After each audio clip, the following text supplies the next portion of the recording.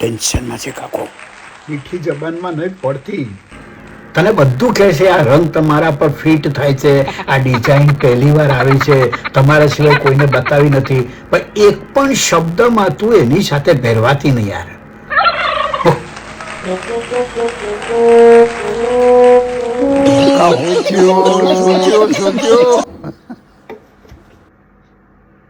કશું નહીં યાર. કાકા કંઈ તો થયું છે. તને તો ખબર છે ને કે આખો ધંધો જુઠ્ઠાણા ઉપર ચાલે છે. યસ, સાચી વાત. આ તો વાઈફ સાડી લેવા ગઈ અને દુકાનદારે એ સમજાવ્યું કે બેન તમને આ કલર બહુ સરસ સૂટ થાય છે, આ તમને પહેલી જ વાર મેં બતાવી છે, અત્યાર સુધી મેં કોઈને બતાવી જ નથી, અને એનું કપડું આમ એવું સરસ મજાનું છે ને કે તમને આમ ગમી જશે. કાલે તમે બીજી 2 સાડી લેવા માટે આવશો ને હાવ સસ્તી છે. જૂઠું બોલે યાર. ધંધો કરવાનો એટલે જૂઠું બોલવાનું. मैं नहीं दिखाऊंगा. અને આ જૂઠાણું છે ક્યારથી જ્યારે તમને ખબર છે?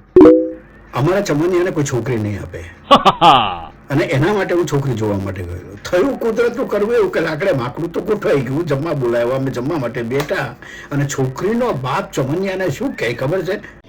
સમજો જરા શર્માતાનો, આ બધી વાનગી ટેસ્ટી છે અને મારી દીકરીએ બનાવેલી છે. અરે તમે એના ઢોકળા તો ખાઈશો, એવા સરસ ટેસ્ટી છે. ચમનિયાથી બોલાય નહીં કે તું જે દુકાનમાંથી ઢોકળા લઈ આવ્યો ને એ દુકાનનો શેઠ મારો ઓળખીતો છે ને એને મને એમ કીધું તું કે તારો થનાર સસરો મારે ત્યાંથી ઢોકળા લઈ ગયો છે. તારા કપાળમાં કાંદા ફોડો. સાહેબ, લોકો કેવું કેવું ખોટું બોલે છે. અને મજા તો ત્યાં આવી કે એની સાથે લગ્ન થયા અને લગ્ન કરીને ઘરે લાવ્યો અને પહેલા જ અઠવાડિયામાં એને ઢોકળા બનાવવા માટે આપ્યા. યુ ડોન્ટ બિલીવ, ચમનિયાએ ઢોકળા ખાવાને બદલે પ્લેટમાં રેડીને પીવા. Oh my God. અરે તમે બસમાં જાઓ તો સાહેબ તમે બસની લાઈનમાં ઊભા હોય તો કંડક્ટર પણ તમને ઉઠા બનાવે. અંકલ અંકલ, પાછળ વાળી બસ હાવ ખાલી આવે છે, તમે તેમાં આવો ને. એના કપાળમાં કાંદાઓ ફોડું, પાછળમાં કોઈ બસ હોય જ નહીં. યસ. પણ જૂઠું બોલે. અને વધારેમાં વધારે જૂઠું જો બોલતા હોય ને તો સાહેબ આ દુનિયાભરના હસબંધો. વાઈફ જો પિયર જવા તૈયાર થઈ હોય ને તો એવો એમ લખું લખું થઈ જાય.